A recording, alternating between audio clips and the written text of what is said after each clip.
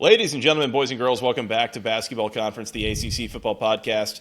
My name is Joey Weaver. He is Mike McDaniel. Mike, team previews roll on. Who we got with us tonight? I just want to be clear. He had the opportunity to big-time us, Joey. Mm-hmm. We weren't expecting him to because of the kind of guy that he is. I tend to think he needed a warm-up. So to warm up for tonight's podcast, he just went on ACC PM with Mark Packer this afternoon. So Dan Rubin, BCEagles.com, Eagles Unlimited. What's going on? We're talking Boston College. I mean, anytime you can step in the quicksand for a little bit after you get that high of rolling with the ACC network, and now I'm gonna close out my night by hanging with you guys. Is there anything better? I don't know. Maybe I'm big timing Mark Packer by putting him first, so I can come on with you guys at night. Well, coming on after all the kids go to bed, I mean, we talked about this basically being a dad therapy session now that we've gotten to that point in our podcasting lives. But we'll spare all the listeners from that nightmare they'll have to listen through. I will say this, credit my wife, who is fast asleep right now as we record this, but she now listen, going on national television was like that was the all-time thrill of a lifetime. I'm not gonna lie. She got the picture of pointing at the screen, going at our daughter, "Who's that on TV?" and like with the back of her head, and it's a great picture. But the answer was, "I want Bluey." So, I don't know if that's better or worse. I don't know if that's better or worse than if she had said Mark Packer. Nope, she wanted Bluey. She did not want to watch Dad. That was my all-time. This is my dad therapy session. This is what we do, guys. I want Bluey. Relatable. If we could only be so lucky, yeah. This show's a little different than when the three of us were doing it 6 years ago, for what that's worth. But in any case, yeah. Listen, I had the show. I know we're trying to like not roll on, but I am proud to be the one that actually came on for the show after I had the first post bachelor party show. Yeah, you did. That was fun. Mike shouldn't have been podcasting that week. That was the first time I formally met Joey, and we hit record, and my oh my. We put every single disclaimer out there we could that, we can't be held responsible for things that come out of our mouth. Fun fact, drinking. I was unemployed at the time, and I we got home and I was like editing the show, and I was like, should I be posting this, or should we just like let it die, like let it go away? And I posted it, and then sure enough, I was in an interview, and somebody was like, "Oh yeah, like by the way, I found your podcast. I have listed on my resume." And I was like, "You listened to anything other than the last episode we posted, right?" And then I got the job. So hey, I don't know, it's fine. So Dan, on that note, they should go back and listen to it. Yeah. Yeah, bachelor party episode. Yeah, on second thought, thanks for everything. 21. Yeah, that was fun. That was fun. Dan, let's talk about Boston College going into 2023, and we'll start, as always, talking about the coach. And for those unaware, Dan does work for BCEagles.com as a part of the Boston College athletic department. So we'll try to tune these questions a little bit, as necessary. But looking at Jeff Hafley, Dan, going into year 4, he started year 1 in the COVID era. That's kind of a weird time to get started. 6-5, 6-6, 3-9 so far. Certainly last year, year 3 was kind of a disappointment, but you could point to a lot of different reasons that I'm sure we'll start to hit on a little bit here as to kind of what led to that concern or what led to that result. But I guess where do we stand? Is the fan base, at all restless? Do people kind of understand with where things are? How are we feeling about Jeff Hafley? What are the expectations for him going into year 4 here? Well, if anybody says they were happy with last year, I want a cup of their optimism. I just want, and when I say that, I want a cup of that cheer and joy. I need that in my life. Like last year was not a good year. It was 3-9, 2-6 in the ACC. You had a flash here and there of a good performance. The win over Louisville, the win over a nationally ranked NC State team. I mean, it was great those two games. But outside of that, it was a down year, and it was not a good season. And overall, and there were reasons for it. So I think I wouldn't say you get a pass for it. You definitely don't get a pass. You don't get a free pass for anything, but you get the vote of confidence from your athletic director, and you say, all right, let's lean in. And in true Jeff Hafley fashion, they lean into it and say, all right, we need to be better. This is not an acceptable response. This is not an acceptable result. So how are we going to respond? And part of that started showing up at the ACC kickoff, where they start talking about things like we're playing better as a team. We're spending more time focusing on how to develop the team so that this doesn't happen again. Which look, when you're in college football, something goes wrong. I say it every year during, when we give record predictions, is you can't play October until you play September. And if something goes catastrophically wrong in September, your entire season is derailed. And pretty much that's what happened. And then I proved to be prophetic Nostradamus on the BC football season. So it was a tough year. There's no doubt about it. I don't like writing about the lack of a bowl game. I don't like the lack of a bowl atmosphere. When you get to the last game of the season and you're like, hey, this is it. Like there's nothing beyond this, and there's 3 games left in the season when you reach that point, or what it is. But it has to be better. Now from that end, I don't believe, we could sit and talk about hot seats or things like that. You get the vote of confidence from your athletic director. That's pretty important. And also from a fan standpoint, attendance for the most part didn't overly dwindle from the start of the year. I mean, it fluctuated. You got to remember that Boston College only seats 44,000 people to begin with, which I know for certain places they talk 80,000, 70,000, whatever it is. But when you're getting 30 to 35,000 people, that place is loud, and it is cramped, and it is everyone's sitting on top of each other, and like that's kind of what Boston College has always been. It's smaller, it's way more intimate than the big, 80, 90,000 seat stadiums. And the students were there. They were there the whole season. You go to even back to that Syracuse game at the end of the year. They were there the entire time, rooting them on, staying in early, staying through, most of the third and fourth quarter. They were there, and so those are classmates. That it was an us against the world mentality, and there's no doubt in my mind that that's gonna start showing up. It seemed like everybody just kind of understood that was going to be one of those years as the injuries started racking up and the losses went with it.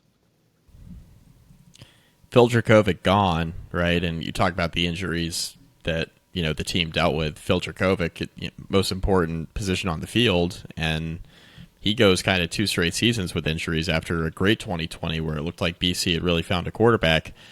He's gone. Emmett Morehead is stepping in, we presume, at least beginning the season as a starter. We saw him a bit last year. Seems to be a guy with potential. Huge quarterback, huge guy, 6'5". Dan, I think you said before we hit record, 240? Yeah, 235 he's listed at, and that is a massive human being. That is a big human being. Yeah. Don't get me wrong. I'm 235. I am not 6'5", though. Yeah. A qualifier there, right? Yeah. Being 6'5". Yeah. I mean, expectations for him. I mean, this is his first opportunity to really seize that full-time role. Yeah, and you talked about flashes. The big one's the NC State game. I mean, he led a comeback to beat NC State on the road against a nationally ranked team. And BC historically has had some trouble with nationally ranked teams through the years over the last decade or so, I would say.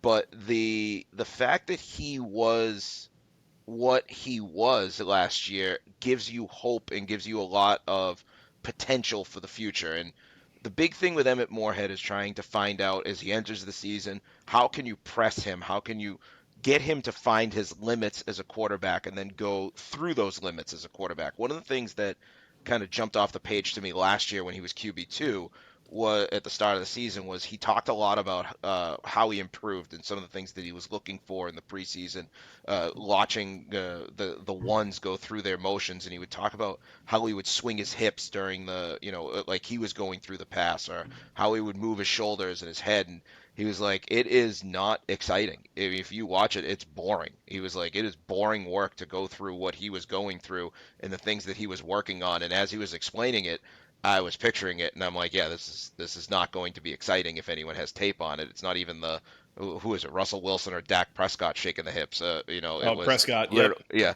it was literally, I'm going to take a snap, and this is how I want to learn how to do it and keep my timing down and go back and look at it. He's the guy right now for that reason, because when you lose your quarterback last year in Dracovic, Morehead steps in and does well. Now you're kind of looking at it and saying, okay, here are your reins.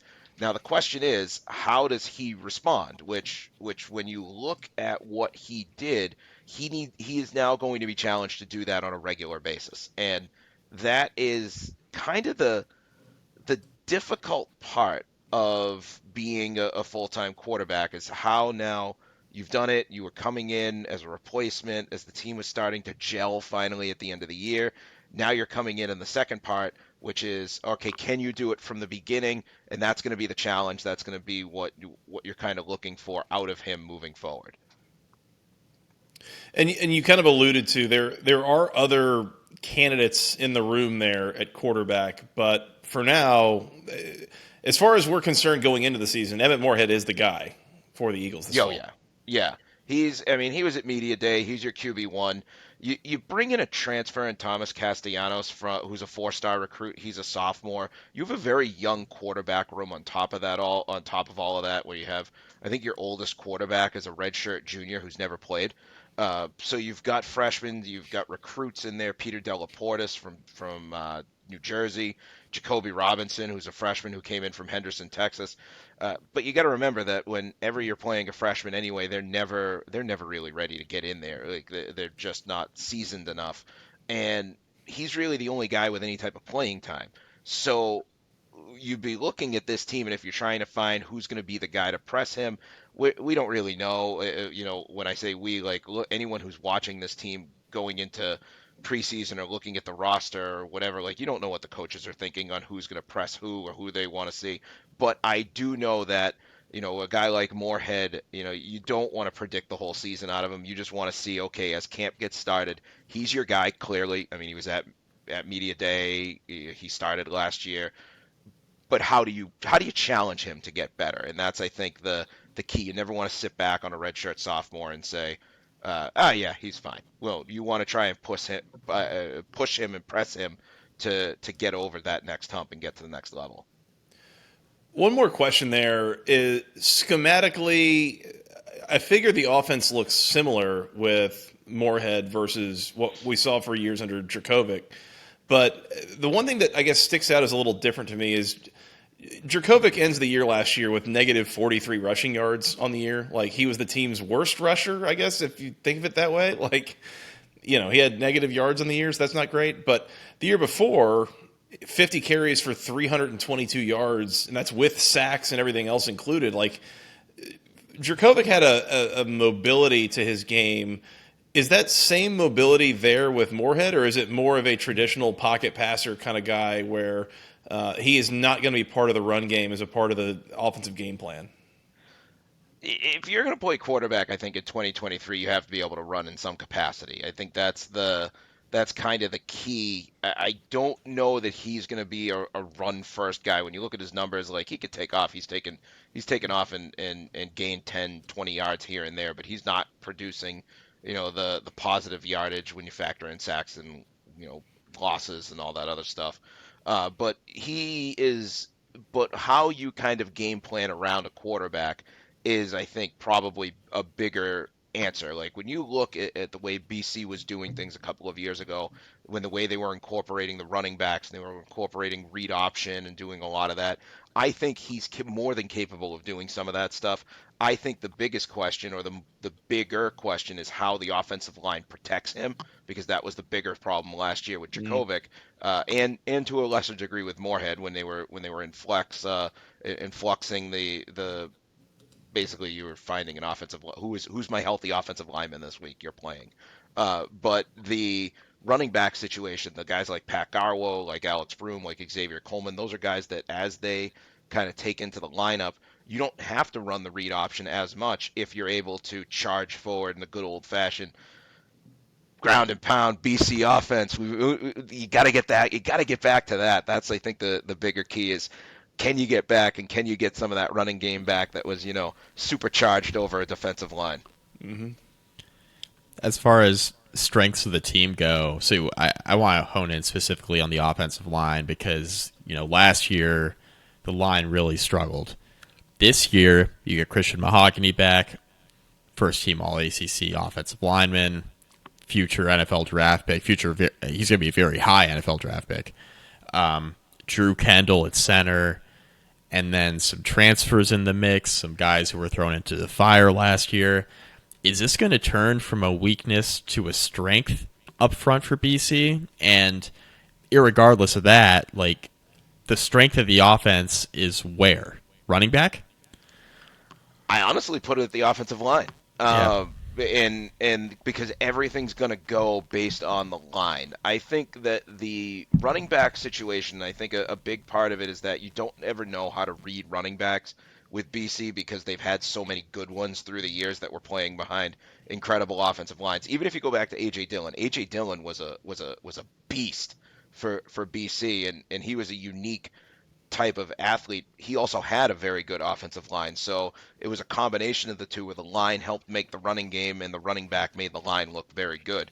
I think if everything comes together at the line, that's going to be the biggest key, which you mentioned Kendall, you mentioned the transfers, Kyle Hergel, who is just looks like a guy who's ready to go into the trenches and just run over somebody. Like that was a guy who his headshot, he looks like he's ready to block. I think he tried to block the camera during the headshot. I don't know. He just looks like an offensive lineman coming in. This is his third stop. He started at North Dakota, Canadian import. Went to Texas State. He's worked his way up to be a grad transfer into the ACC, so he's got something to prove. You have guys like Otto Hess who came in very highly touted. Ozzie Trapillo, very highly touted. Jude Bowery played last year because he had to. Uh, these are all guys. Jack Conley, who is a very good offensive lineman. He's developed very well. Like he started, and maybe you're like, all right, do I really want Jack Conley starting? And then he turned into the most experienced offensive lineman and the only guy that came back from that line from a couple of years ago. So when he replaced Tyler Vrabel, and then all of a sudden, he's your most experienced lineman, and he's playing all over the place. And he's your leader, and Mahogany's a leader, and Dwayne Alec had to play last year, so Nick Thomas had to play last year. Jackson Ness rather had to play last year after he converted from the defensive line. So now you have Kevin Klein had to play last year. So these are all guys that started, came up, maybe didn't have the reps. I've used the term burn a little sunburn, a little leather skin on them. They've got the scar tissue, they've got the bruises, they've got everything from last year, and now you're running an offensive line out there that's 8-9 players deep, and that is scary when you factor in a team that loves to run the football and maybe finally has a quarterback and a couple of wide receivers to make everything happen. Even though you don't have Zay Flowers, you still have a quarterback and wide receivers that can make something happen. Regarding the weakness of the team, Dan, if there's somewhere that you feel like the team is the most vulnerable, it sounds like we feel pretty good about the offense. Am I to think there's something defensively that we should be concerned about, or is it maybe the receiving core with the loss of Zay Flowers, Jalen Gill, some of those guys? We don't know. I think that's the beautiful thing at this point is that you don't really know because every single weakness has its positive and every single positive has its weakness. Like the wide receivers, you return Joe Griffin, but you don't have Zay Flowers. Now Zay is unique. They're never going to find another Zay Flowers. But you bring in Ryan O'Keefe, and Ryan O'Keefe is a dangerous weapon. He's a grad transfer. He comes in, another Central Florida transfer, a Texas guy, and out of Austin, Texas, who went to Central Florida before BC. So now you have two wide receivers, and Dino Tomlin, who transferred in from Maryland. He made it. He had a little bit of a mini breakout at the end of the year last year.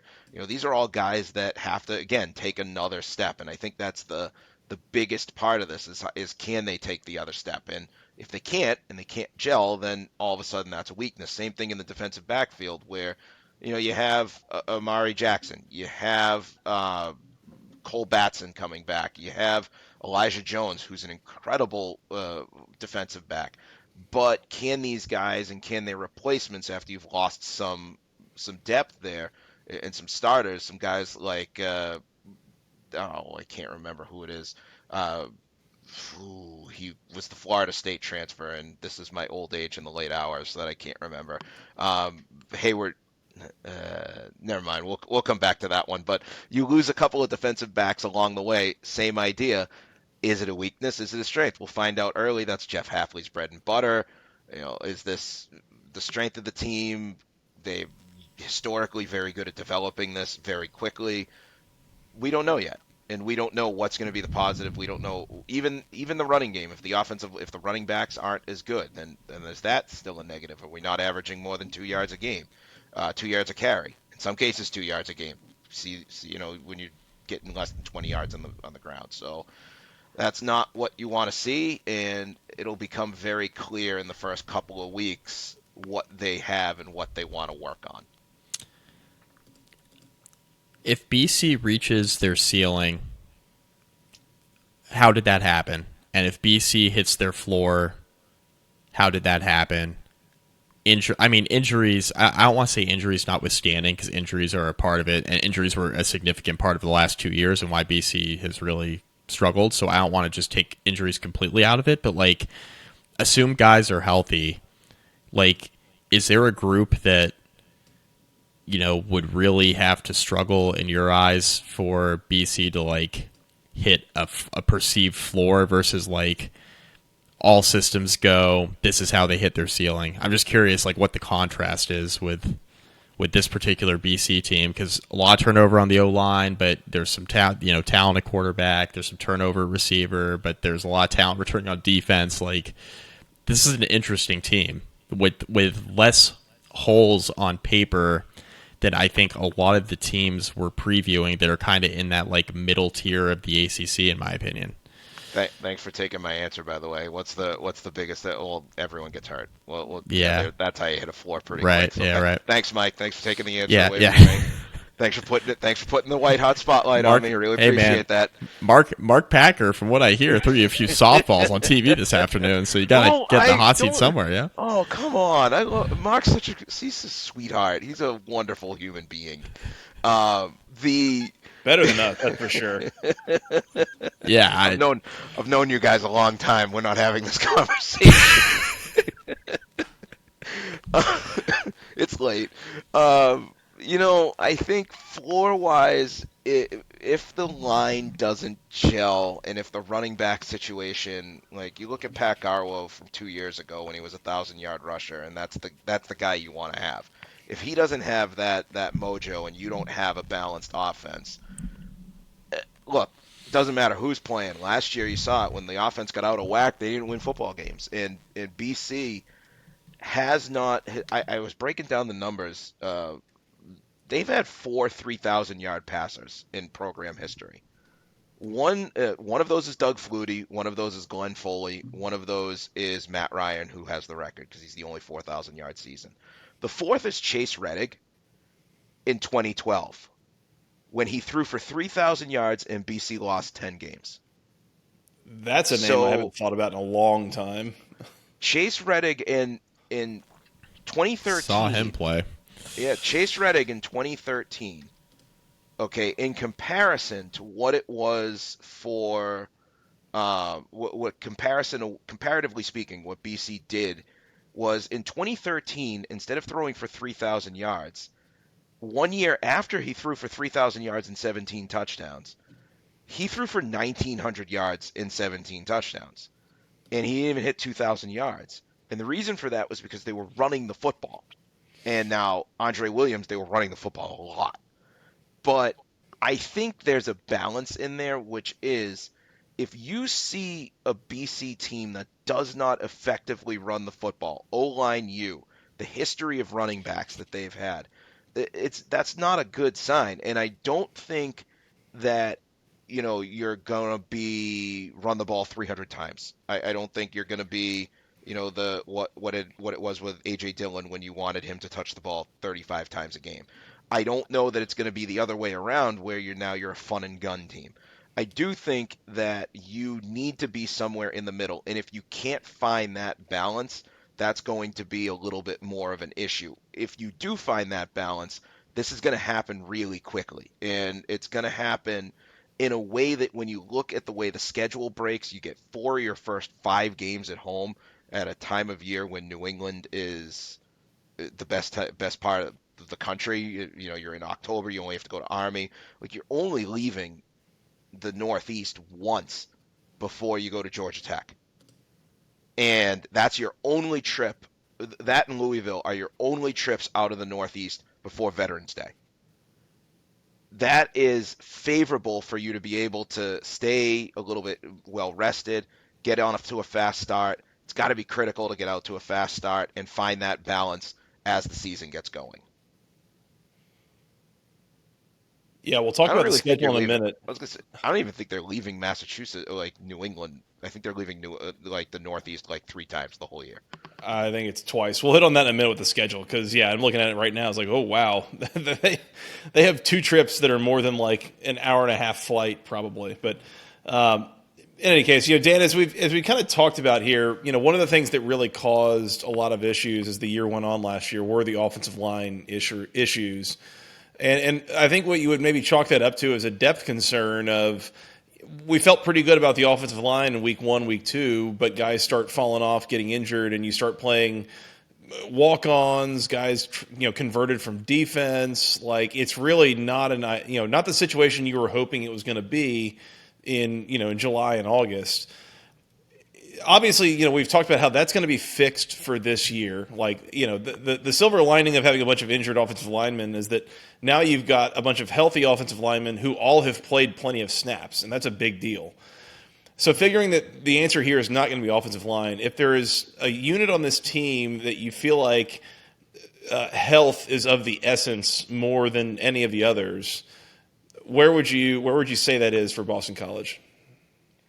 I kind of want to go and hit the linebackers. I like the linebackers. To me, I feel like I haven't spoken about them anywhere. And when you look at at who came back and what they have for linebackers, it looks at face value like there isn't a whole lot of experience depth. They did get Vinny DePalma back, which is awesome because he's just one of my favorite interviews of all time. And I think last year before the Rutgers game, I think I had to ask him what was on the DePalma family tailgate and who made the sauce, and we had to have the big Italian conversation so I could come back to my wife and explain how a sauce was made, and she could critique it for me.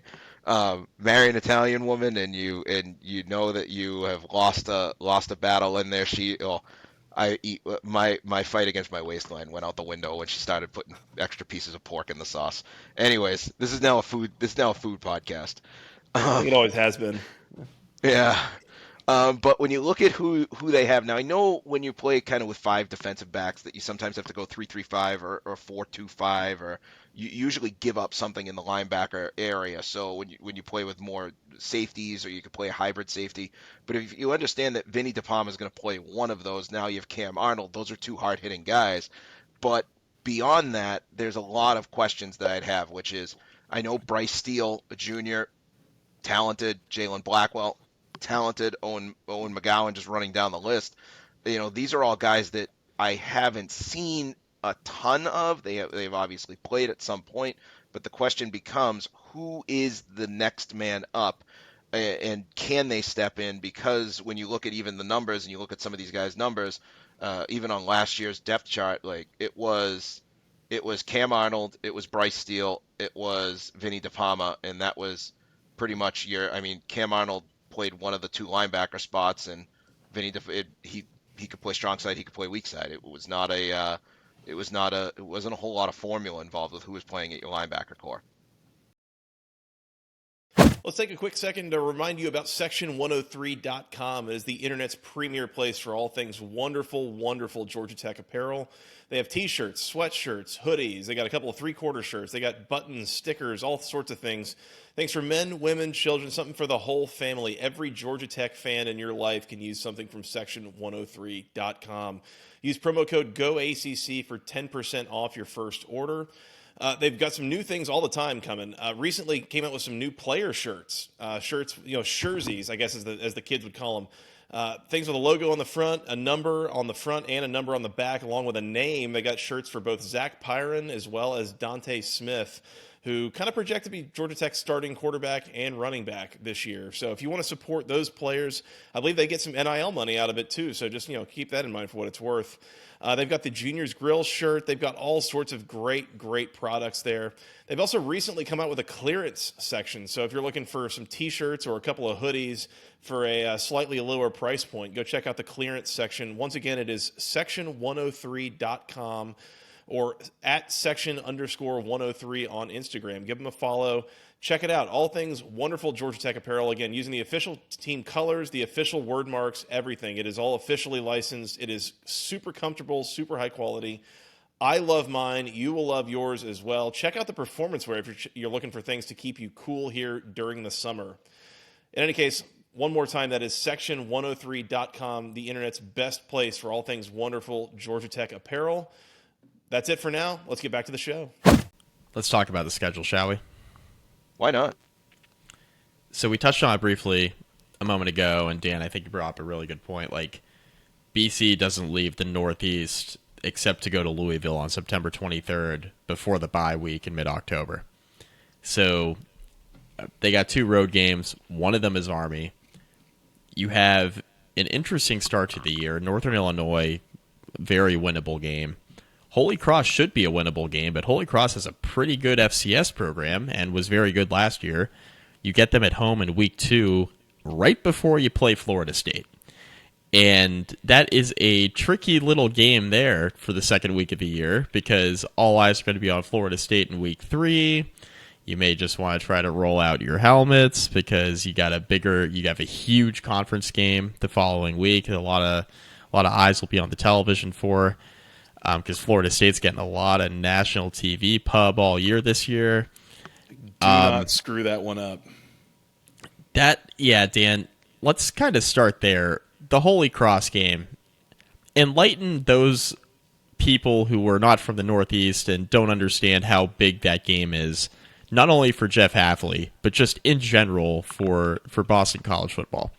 I'll take you back. I'm going to take you back in time. I'm going to predate both of us here. I'm going to go back to 1980, I think it is, or 1979. That predates me. Yeah, that predates me too. I know it was in 1978. That's it. 1978. My brother was born that year. My dad was 2 years removed from graduating college. Last game of the season, Boston College hosts Holy Cross. 28,109 people, the most people that BC played in front of the entire season. Again, the stadium only held, I think, 30,000, and they lost 30-29. The next year, turned around, played at Holy Cross out in Worcester. 20,000 people were there.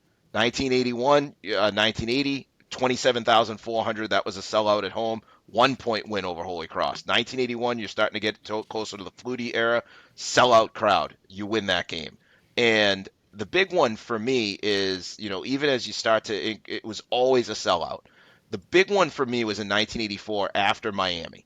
BC had to come home at the start of December and play Holy Cross on the road before a sellout crowd, 25,000 people in Worcester.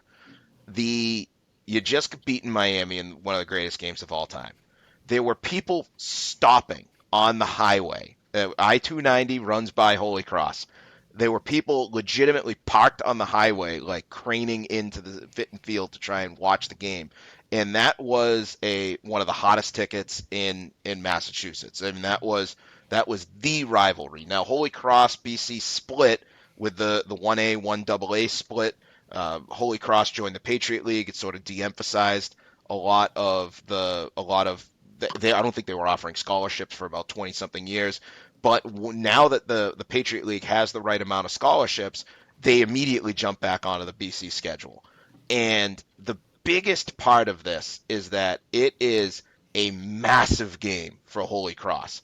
I grew up with people who went there who absolutely hate Boston College. Like, it is Army Navy, the Iron Bowl, good old fashioned hate. So what you come up with one that is it up here. So you say, all right, they should hypothetically smoke an FCS team. Like, that's what you want if you're an FBS team and a power team and if you're a number one team in the country and you want to be that team, you don't want to go out and struggle against one of these FCS teams. I always think about Clemson playing the Citadel and eating orange slices or whatever it was that they did at halftime. Like, that is what you want your team to be doing. Holy Cross last year had an undefeated season. They went to the FCS playoffs, and I think they lost in the quarterfinals or the semifinals to South Dakota State. This is a very good Patriot League team. This is a very, very good FCS team that is going to come in hungry. I'm actually kind of looking forward to it because it's going to feel like an old-fashioned New England rivalry, at least up until kickoff, and that's where you kind of want to see, does it stop at kickoff? And if you're a BC fan, you don't want it. You just want to make sure that you handle your business in that game. I'm not necessarily looking at the score because Holy Cross is going to come in supercharged. On the back end, you get that game against Florida State. I'm not necessarily worried about any Boston College team overlooking any single opponent. That Jeff Hafley once said, like, you only get, I think it actually might have been Steve Adazio who said this, you only get 12 of these. You get a finite number. And it's disrespectful to one game when you only get 12 of these in a single season to look ahead and say, well, we don't care about this game. The minute you start getting into that, you lose the essence of why you play the game, which is to put the uniform on and go out there on a Saturday. So I'm not worried about overlooking an opponent. I'm excited, if for anything, that Holy Cross is back to, they've got the juices going down. Like, it's great for Massachusetts. It's phenomenal for the state, although my Eastern Mass bias now has to acknowledge other parts of the state, which is always a tough call. But September 16th, you get Florida State. If you can get through those two games, those first two games, it's going to be exciting. I know that it's my birthday, September 16th, so happy birthday to me. Here's your red bandana game against Florida State. But it's going to be red bandana game too. Mm-hmm. Yeah. Yep, and it is gonna be, gonna be awesome. Yeah, it's gonna be awesome, and that is a big part of it. Now, before you get into the rest of the schedule, you have to get through those first 2 to 3 games, and then if you're cooking, then you've got a favorable lineup coming up on the back end. There, you've got a lot of chances for people from Massachusetts to go see this team. Even the road trips really aren't that bad. Take a Delta flight. You're going to Georgia Tech. It's impossible. Someone once said to me, you fly anywhere in the world on Delta, you're stopping over in Atlanta. Mm-hmm. and then you have to go to Pittsburgh and Syracuse. Yeah. So growing up in Atlanta, I'm pumped. Yeah. Growing up in Atlanta, I didn't really understand what everyone was all mad about with connecting flights because, I never had to take one. But yeah, it turns out it's not how it goes from every airport everywhere. So yeah, no, I get it. Yeah, that's the thing. You talk about it, and I hadn't thought about it until you mentioned it. But yeah, you have 5 road games. One of them you're flying to Atlanta. One of them you're flying to Louisville, which is still pretty far north as things go in the ACC. But the other 3 games, being West Point, being an hour on your side of New York City, Syracuse being kind of in Western New York, and Pittsburgh. That is minimal road trip time. I think at least from a distance standpoint and travel fatigue, this is an absolute minimalization for what you'll ever have at Boston College, I'd have to think. I've driven to Army and Syracuse and made it a day trip before. Syracuse was probably a bad idea, Fun fact about Syracuse: I actually watched David Ortiz hit a home run against the Angels in the 2004 to win the 2004 Division Series on my first trip to Syracuse. It was on the Pike. We were stuck in traffic, and I caught it on the back end of a guy's camper in traffic. That was great. And West Point is probably the greatest road trip anyone can ever take in general. Like that place is just a phenomenal. Like that is everyone should go there once in their life. It's an amazing place, and it's only about 3 hours from Boston, so it's not terrible. And They're as not long going as to you put don't him hit, on a bus for that game, are they? I have no idea. I know that if you do get on a bus, you can't take the Merit through Connecticut. There's no buses allowed. I've seen a bus try that. That's a bad idea. But you have to go down 95 or 87 or whatever it is that gets you out to the state border. But it's it's easier to get to Highland Falls in West Point in New York than it probably thinks. It's October too. Like you're overlooking the Hudson. The foliage will be in effect. Like that's the perfect road trip. And that is, I mean, that's the perfect road trip. That place is awesome. I can't say enough good things about people making that trip, and especially hopefully for BC coming off 4 out of 5 at home to start. You're you might have the vibes are there. Like that's the thing. The vibes are there. Where if this team gets rolling, there's a lot of opportunity for people to take some really fun road trips and a lot of fun opportunity to see this team. Boston College is one of like several teams in the ACC this year that has questions, but has a lot of intrigue. Because if they put it all together, and this is funny because this is how like several of these previews are going, and will go as we continue on, Joey. Like a lot of these schedules look favorable because a lot of these ACC teams have a lot of questions. So if you're not named Florida State and not named Clemson, you got a bunch of questions to answer at like a coaching staff level, or with the starting quarterback, or with a defense not being any good. I'm thinking about like North Carolina, obviously, as like Drake May coming back, and they have defensive issues, right? For example. But I look at the schedule, like we're going to learn a lot about BC in week 2. Like if BC is going to be a bowl team or better, they better show up against Holy Cross. I think if they win that game semi-convincingly and kind of they look in control and they win that game by a few touchdowns, I think that's probably a pretty positive sign for the rest of the season. Take that Florida State game notwithstanding, this is a relatively easy opening stretch. I mean, that September 23rd game against Louisville coming off of Florida State could be tough.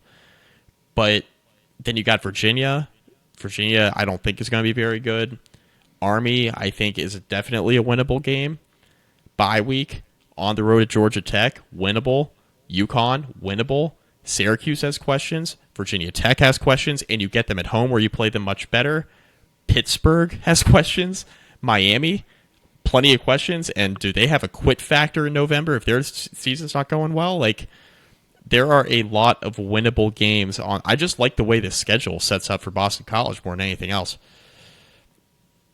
My argument has always been, and this is what happened last year, and I say it every year in general, is that you do have to win your first game before you can focus on your second game. And I know it's super cliche, but everyone last year was talking about the team being a potential 8-9 win team, 10-win team. Phil Jerkovic's back. This is Zay Flowers. They got this. They got and then everything fell apart and everyone got hurt.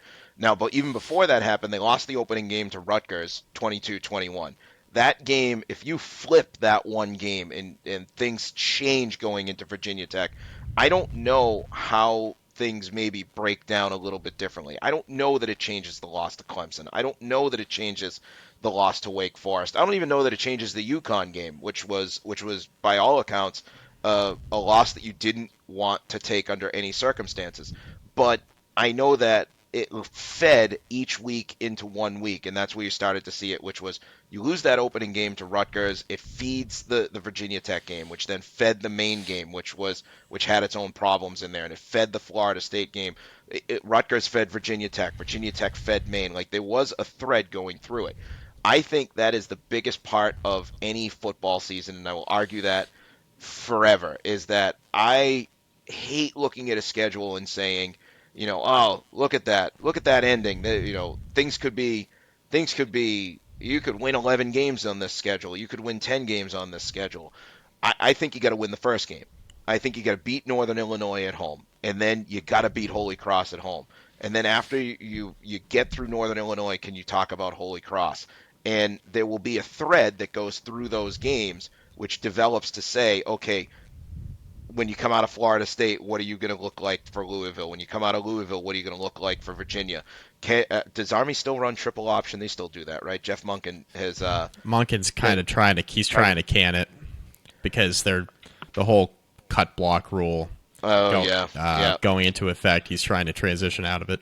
Remember when he was like thing too. Yeah, I agree. I agree. Remember when he said, "Can I throw the ball less than 0?" Times have changed because he realized he can't say that for other jobs. To Joey's point. I love Jeff Monken. But I love I look, West Point is I love that place. I love everyone down there.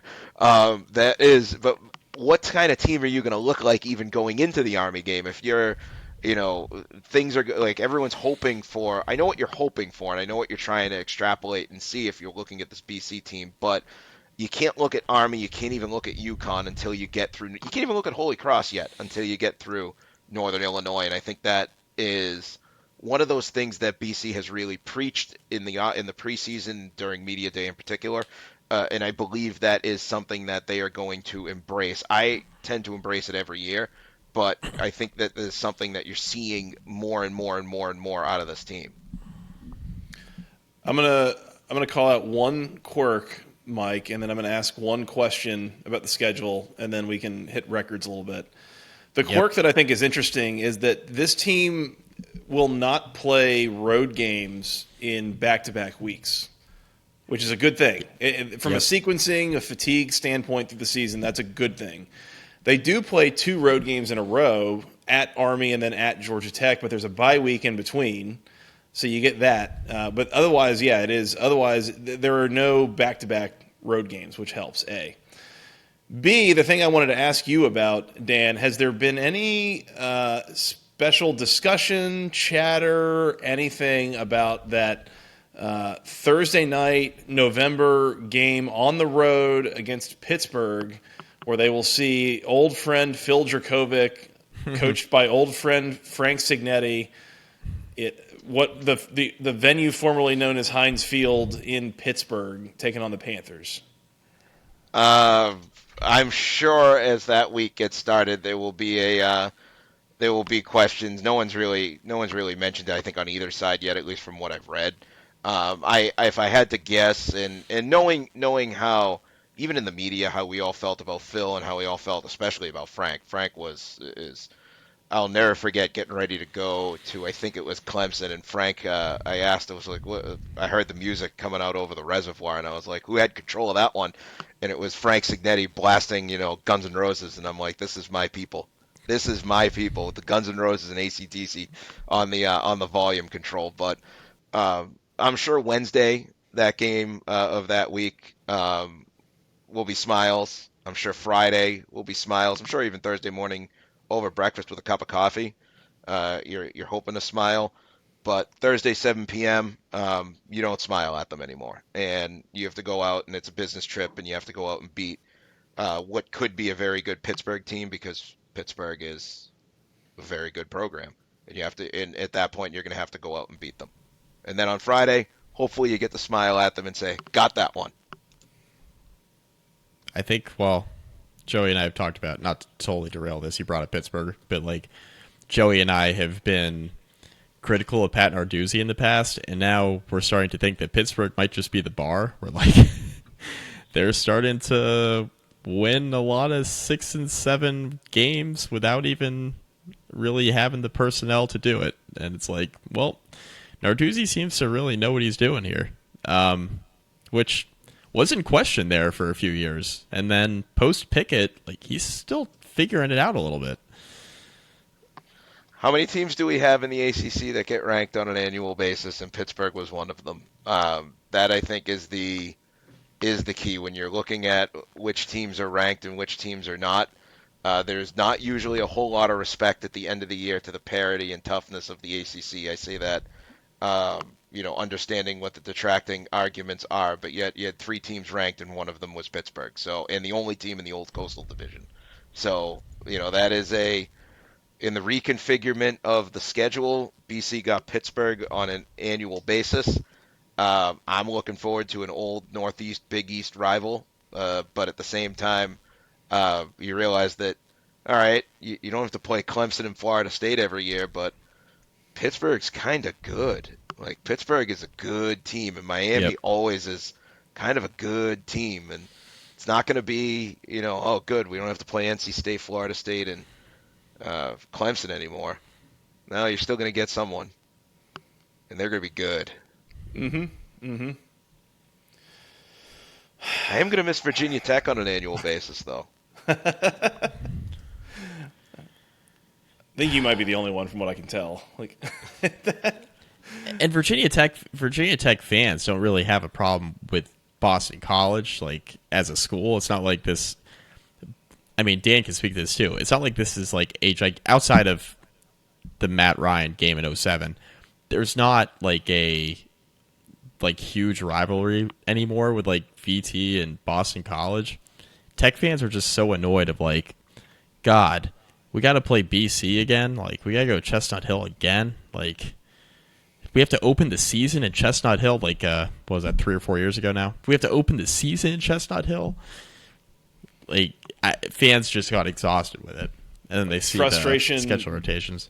Frustration born from apathy, basically. Like, Yeah. why are we playing them again? Like, And then it stems from the Matt Ryan knocking Tech out national title contention all those years ago. 16 years ago, whatever it was. I will never forget. I will just never forget the 2013 season when Virginia Tech came up, and it was in early November, and it was a legitimate question from a Virginia Tech fan, and he was like, "Hey, I'm not like, where is everyone right now?" Like, it was kickoff, and the stadium was relatively like tame, and he was like, "Where is everyone? Because this is kind of it's 12 o'clock on a Saturday game."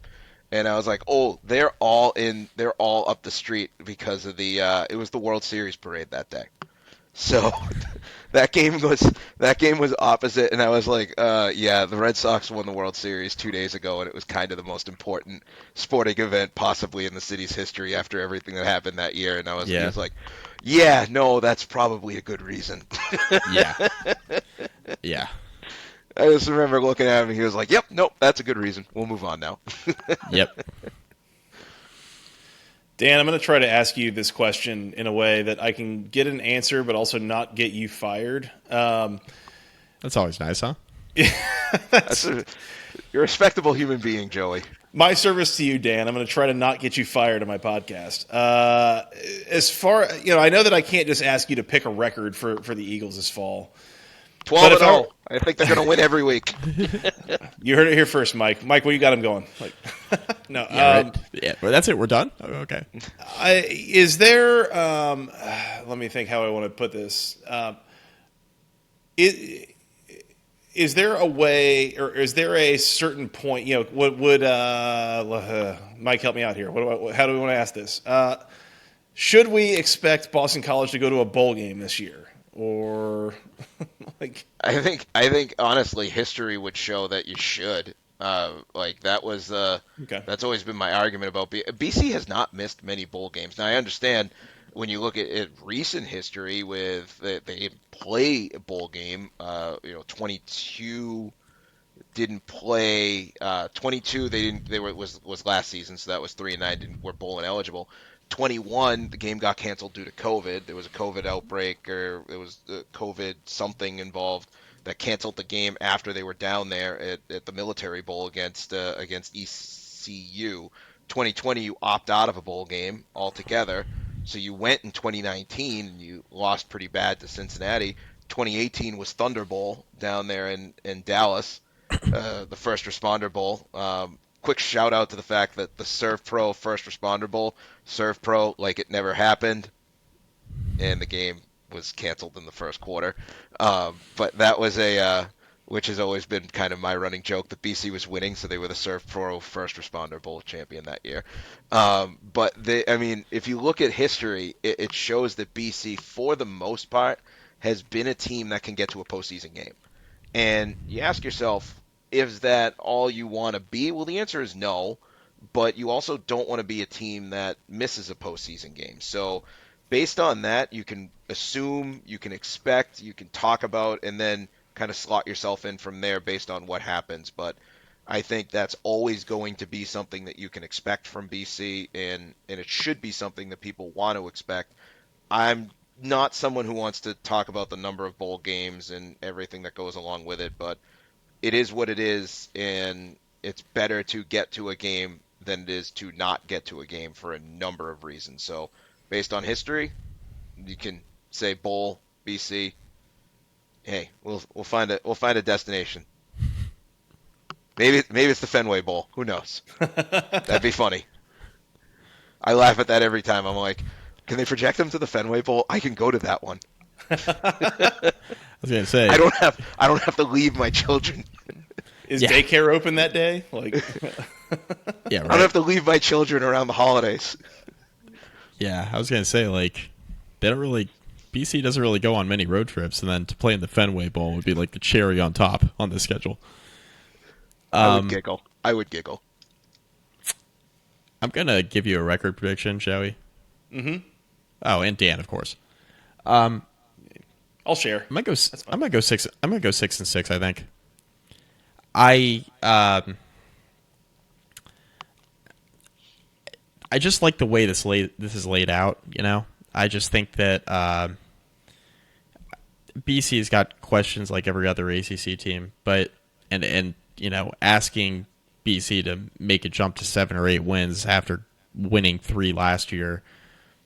I understand injuries were a key factor, right? But there's some roster turnover there too, and it's some uncertainty with, you know, how guys perform. But, you know, I think September looks tough on paper. Northern Illinois is winnable, but like, we're gonna learn a lot about the BC team against Holy Cross. Florida State, Louisville back to back is tough, right? I think if you split there, obviously I don't think they're going to beat Florida State. So really, like, if you go on the road and beat Louisville, which it looks like a real tough game, especially coming off the back of Florida State, but I'm not as high on Louisville as a lot of like media is. I like Jeff Brom. I think it's a perfect fit. I think it'll work. You know, you never know. Like, Scott Frost was a perfect fit. Nebraska, it didn't work. You just never know. I think Brom's a good coach. You know, they're starting Jack Plummer at quarterback. Like, are we absolutely sure this is going to go well? Like, we don't know. But after that, like, UVA, very winnable at home. At Army, very winnable. Bye week at Georgia Tech, very winnable. UConn, I get it, right? I know the UConn game did not go as planned, but like, it's UConn. So it should be okay, I think. With this version of Boston College, it should be okay, I think. And then the closing stretch, you know, there are winnable games there. You know, Syracuse, winnable. Syracuse has a lot of questions. Virginia Tech's got a lot of questions. Pitt, I agree with you guys. Like, Pitt's going to be tough. Let's see how Miami's playing going into that final game of the year before we write BC off in that game. And that says more about probably Miami than Boston College. So I'm not too concerned. I know we started the podcast asking about Jeff Hafley's job security. I think they get back to a bowl game.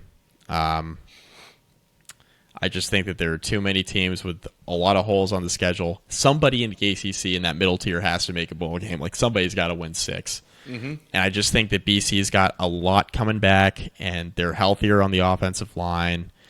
I just think they have less questions than some of these other middle tier ACC teams that are just in that, like, anywhere from like 4 to 7 wins, and there's a lot of them.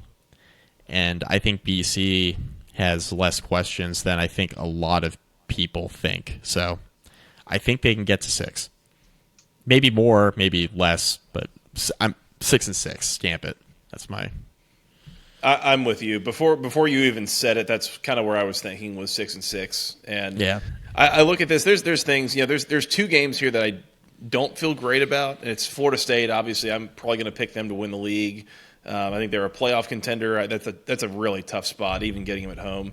And then after that, going on the road to Louisville. I think getting that at home, I would feel maybe a little differently about. But going on the road for that game, not ideal. But the other 10 games on the schedule, I mean, for a combo of just who they are and kind of what they're going to be going into this year, it's not a single one of those games I look at and it's like, oh, that's going to be brutal for Boston College. Like every single one of them is winnable, is some variation of coin flip. I think this is something that happens when you have an out-of-conference schedule where I would be surprised and disappointed if they were less than 3-1 against Northern Illinois, Holy Cross, UConn, all at home, and then on the road against Army. I mean, that's a pretty forgiving out-of-conference schedule. And then, like you said, I mean, some of the sequencing works too. I mean, yeah, I mentioned the Louisville thing. You get that early, which I think is where you want to get them. Yep. You get Syracuse late, which is where you want to get them. You get Miami late, which is where you want to get them. I just think this whole thing kind of lends itself pretty well to where if they do lose those two games to Florida State and Louisville back to back, I mean, can they go 6-4 in the other 10 games? Yeah, sure. Yeah, why not? And a team with the offensive line depth that we've kind of talked about, a returning quarterback in Emmett Morehead. I think it's and really the thing that, Dan, you kind of alluded to is this Boston College team historically has always needed to be able to run the ball. And last year, they were not able to do that with any level of consistency, but it was all in the offensive line, injuries and youth and inexperience. And if that is not only no longer a problem, but even like kind of a strength of the team this year, I think this is probably getting back to those 6-win Jeff Hafley teams that we saw the first 2 years of his tenure. So yeah, I would tend to think that if they came in any less than 5-7, I would be kind of shocked. Me too. Again, unless there was some crazy injury stuff, Emmett Morehead hurt in the first game of the season or something like that, God forbid. I guess my argument just to throw in there on something is always the what you want to build towards, and I think that everybody knows that the goal is always to build towards being one of those top two teams at this point. And the ACC is going to look very different with the single league format. It's not going to be as obvious when a team breaks out from the pack or when a team doesn't, because it's the top two that go.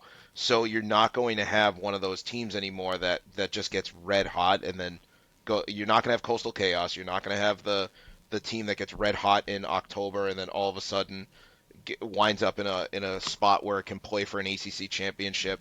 You're going to need to consistently be good from start to finish in the ACC, or else you're going to wind up like one of those 87, 88 win teams that played in Major League Baseball back in the 1980s when you only had two divisions.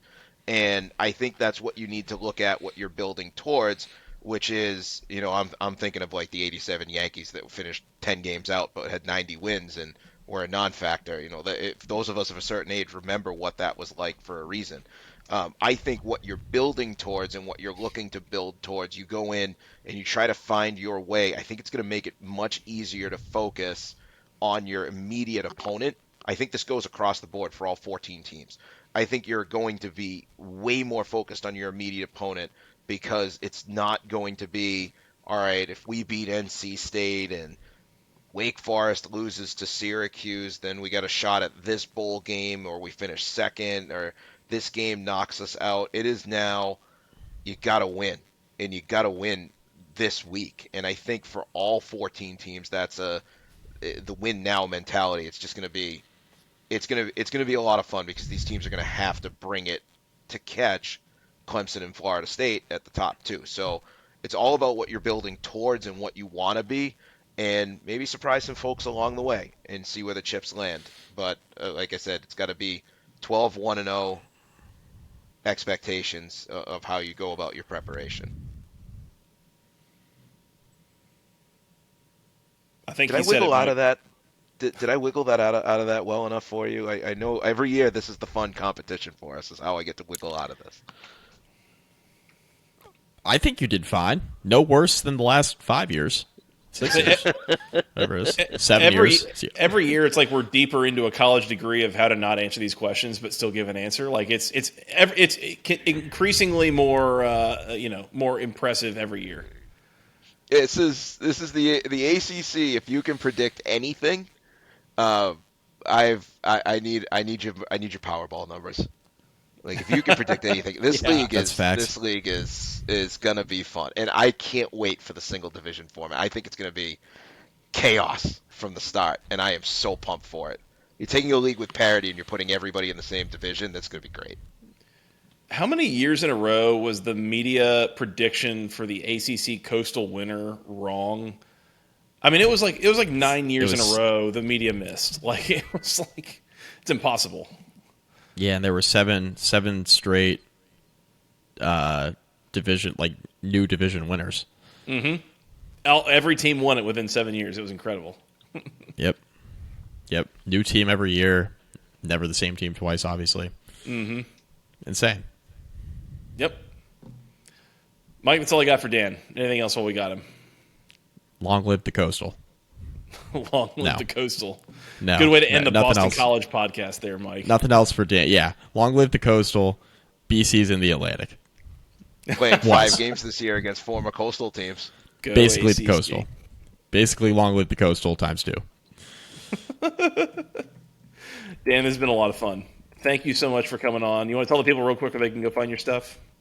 Yeah, of course. BCEagles.com at BC Dan Rubin. Also hosted podcast last year at the Podcast for Boston with Scott Mutrin for the podcast. We broke down BC. It was a lot of fun.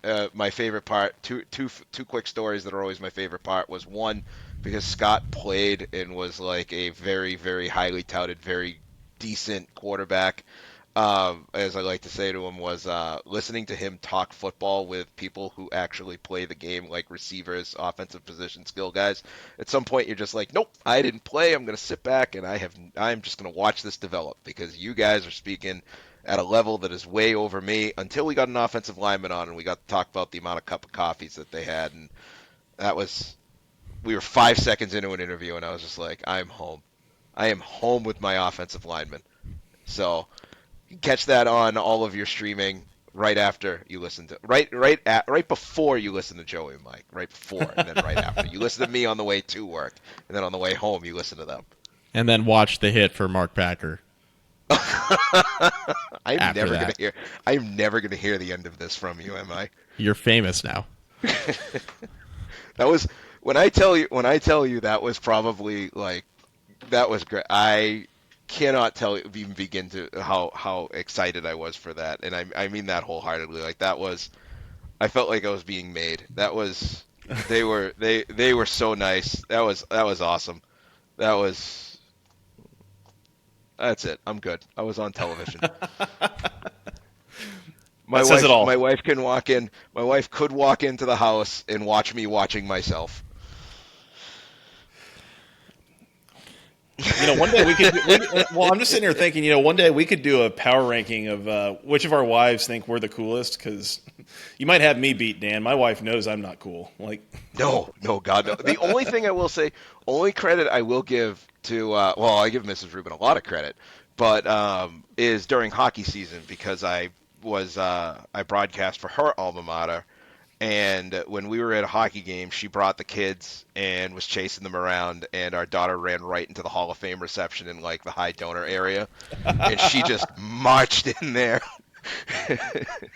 after her and was like, you know what, thanks, but we got the picture. That was the important thing. We got the picture. Right. That's what matters. Yep, and the picture was for me, not for her. That was my picture that I wanted of us in the press box together. That's awesome. Dan, this has been awesome. Appreciate it so much. You're welcome back anytime. We need to have you back on as soon as we can get you back. How's that? This is a dad podcast. I will come here for therapy with you guys. It is always a pleasure to see your smiling faces. We go back a long time, and I can't believe that we're actually growing up with kids now. Yeah. We're old. Yeah, this Wash. is us. No doubt. Yes. Washed. No doubt. Dan, thank you so much. We'll have you back on sometime soon, all right? Sounds good, guys. Love you guys. Love you, brother. Mike, that's all I got on Boston College. Let's get out of here. We're going to come back, preview some more teams. In the meantime, they can find us on Twitter. I'm at FTRS Joey. He's at Mike McDaniel SI, together at BC Podcast ACC. And once again, go find Dan Rubin at BC Dan Rubin, all one word. Rubin, Rubin there. So go find him for all your Boston College coverage. Once again, he's at Eagles Unlimited on bceagles.com. We're also on iTunes, Spotify, all the good places you can find your podcasts. Go find us on YouTube, youtube.com/at BC Podcast ACC. We appreciate all the people that got us to 100 subscribers last year. That was awesome. Mike, where else are we on the social medias? It's a high bar to clear. In year 7. This is year 7 of the podcast, right? I think so, yeah. Also, I got the URL for YouTube wrong, by the way. It's youtube.com/at the ACC Football Podcast. Scott's going to just murder you. Yeah, Scott's going to kick me off the show. We're also on Facebook. Facebook.com/basketball conference, rate, review. Find some of the podcasts there. We're on Instagram at BC Podcast ACC. Do it for the gram. And also send us an email with your questions, comments, concerns to the longest email address known to man, basketball conference podcast at gmail.com. Nailed it. Thank you. Mike, that's all I got. Anything else before we get out of here? Don't think so. You want to preview some more teams? Yeah, I got to talk to you about after this. Oh, boy. That'll be fun. Yeah. Let's do it. Yeah. All right. For that guy, Mr. Mike McDaniel, for Mr. Dan Rubin, I am Joey Weaver. Thank you guys so much for listening. We will talk to you again soon. Go Eagles, and until next time, go ACC.